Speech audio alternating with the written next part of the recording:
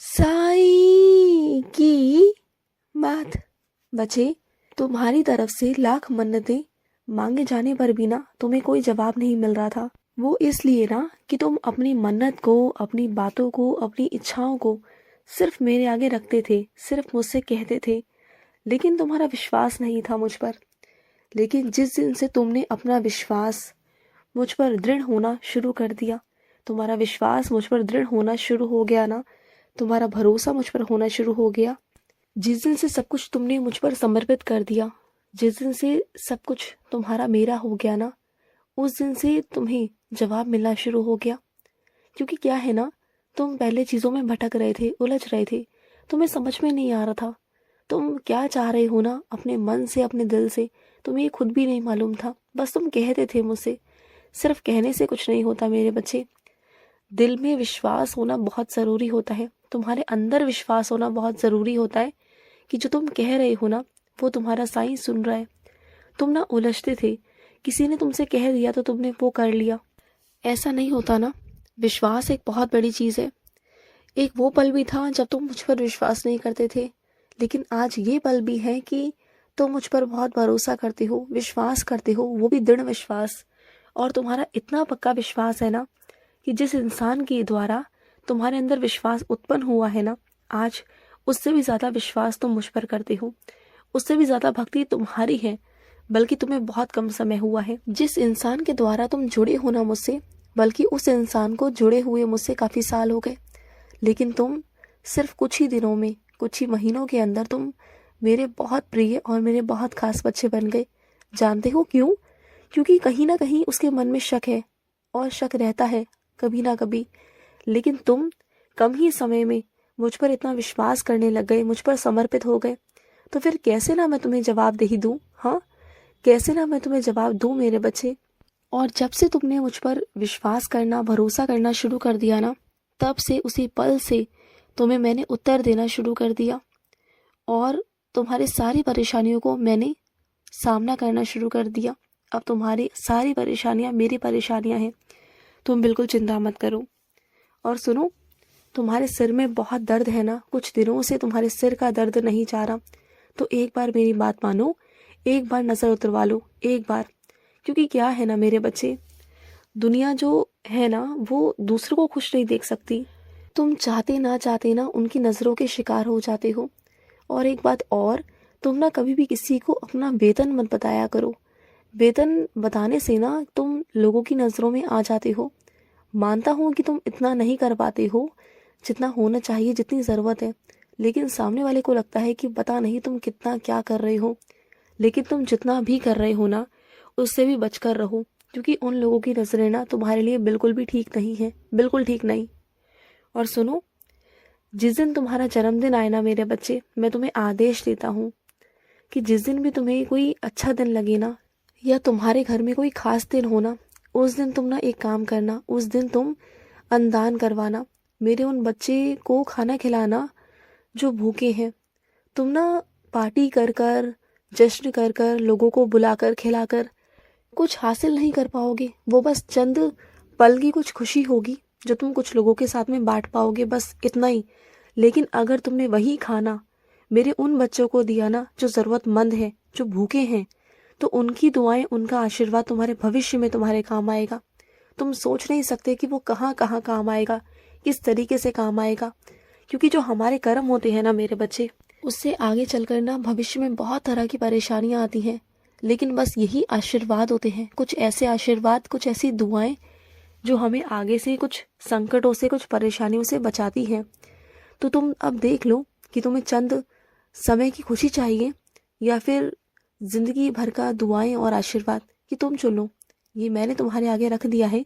वैसे मैं चाहता हूँ कि तुम अन्नदान करो, बाकी तुम्हारी मर्जी। और सुनो, तुम पहले बताए मुझ में क्यों इतने उलझे हुए थे कि साईं है नहीं है?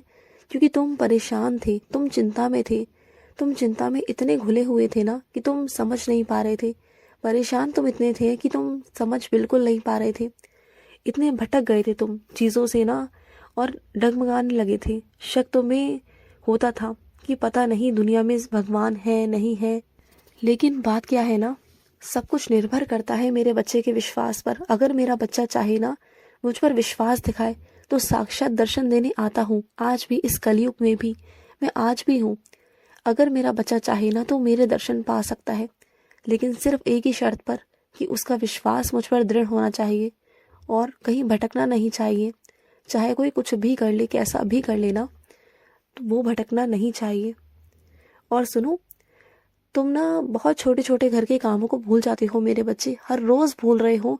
जैसे कि कपड़ों में बटन लगाना, जैसे कि छोटी मोटी सिलाई करना या घर के कुछ काम करना, राशन भरना, राशन को देखना। बहुत सारी चीज़ें ऐसी हैं छोटी छोटी, घर के जाले उतारना। तुम रोज़ भूल जाते हो मेरे बच्चे, रोज़ भूलते हो। तो लिख लो, लिख कर तुम ना एक जगह पर रख दो जिससे कि तुम्हारी आंखों के वो सामने रहे। जब भी जैसा भी वक्त मिले ना उन कामों को निपटाने की कोशिश करो, क्योंकि बहुत दिनों से वो काम अटके हुए हैं। समझ रहे हो ना बातों को? बहुत दिनों से वो काम अटके हुए हैं, ध्यान रखना। और सुनो, अभी सर्दी ना पूरी तरीके से गई नहीं है, तो अभी से ठंडा खाना शुरू मत करना। मुझे मालूम है कि तुम्हें ठंडा बहुत पसंद है, लेकिन अभी से नहीं। अभी से ठंडा नहीं खाओगे, तुम्हारा गला वैसे ही खराब है, पता है ना तुम्हें।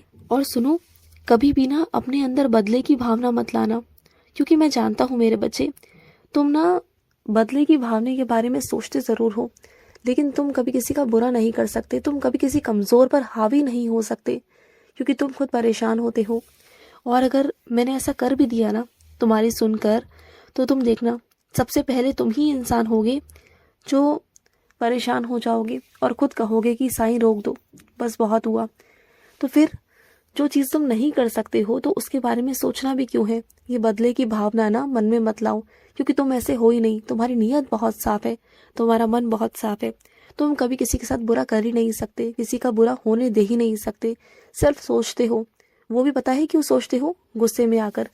क्योंकि कभी कभी जब वो बातें तुम्हारे सामने आती है ना, जब उन्होंने तुम्हारे साथ गलत किया, तब जाकर तुम्हें बहुत गुस्सा आता है। लेकिन जब बाद में तुम्हें समझ में आता है ना कि तुम क्या कर रहे हो और तुम ऐसे नहीं हो, तब तुम मुझसे माफ़ी भी मांगते हो, कहते हो कि बाबा इस बदले की भावना को मन से निकाल दो, हटा दो। तब मुझे समझ में सच में आता है कि तुम सच में वाकई में मेरे बच्चे हो। सच में तुम्हारे अंदर मेरा ही अंश है। कभी कभी गुस्से में कह देते हो, लेकिन सच्चाई तो ये है कि तुम्हारा नीयत बहुत साफ है, तुम्हारा मन बहुत साफ है। तुम ना अपने जीवन को सुंदर बनाने की कोशिश करो, उसमें लीन हो जाओ। तुम दूसरों को छोड़ दो, खुद पर ध्यान दो। खुद को सुंदर इतना बनाओ ना, अपने काम को इतना सुंदर बनाओ कि तुम्हारे जीवन में खुशियाँ वैसे ही आ जाएंगी, बहुत सारी खुशियाँ आ जाएंगी। तुम्हें कुछ परेशानी नहीं होगी। और तुम्हें ऐसा लगता है ना कि कुछ चीज़ें ऐसी हैं जिन्हें हासिल करने के लिए बहुत मशक्क़त करनी पड़ेगी, बहुत आसान नहीं है वो चीज़ें, बहुत कठिन है, ऐसा लगता है ना। लेकिन ऐसा कुछ भी नहीं है। अगर तुम प्रयास करोगे और प्रयास करते रहोगे तो वो चीज़ सच में तुम्हारी हो जाएगी। मेहनत पर निर्भर करता है मेरे बच्चे। अगर मेहनत करोगे ना तो जो चीज़ आज बहुत कठिन लग रही है ना, कल को वही चीज़ें बहुत आसान हो जाएंगी, बहुत बहुत आसान। और देखो, सुख दुख ना, ये तो ज़िंदगी है मेरे बच्चे, इससे कौन बच सका है मुझे बताओ। इस दुनिया में कोई ऐसा इंसान है जो सुख दुख से बचा हो? अगर सुख है तो दुख भी है, दुख है तो सुख भी है, दोनों चीज़ें हैं ना मेरे बच्चे। तो जीवन में ना सुख और दुख दोनों का सामना करना चाहिए। डट कर सामना करो कि हाँ तुम हो, एक पहाड़ बन जाओ। चाहे आंधी आए, तूफान आए, कुछ भी आए, वो तुम्हारा कभी कुछ नहीं बिगाड़ सकती, कभी कुछ नहीं बिगाड़ सकती। और सुनो, जब भी खाली समय होता है ना तो अच्छी अच्छी किताबें पढ़ा करो। तुम अच्छी किताबें पढ़ोगे ना तो तुम्हें बहुत अच्छा लगेगा। और कोई मेरा बच्चा ऐसा है जो भटका हुआ है, उसे आध्यात्मिक रास्ते पर जोड़ो मेरे बच्चे, उसे मेरे चरणों में जोड़ो। उसे बहुत ज़रूरत है, वो बहुत अकेला है, भटका हुआ है, उसे मेरे पास लेकर आना। खुश रहो। आज का साई संदेश समाप्त हुआ।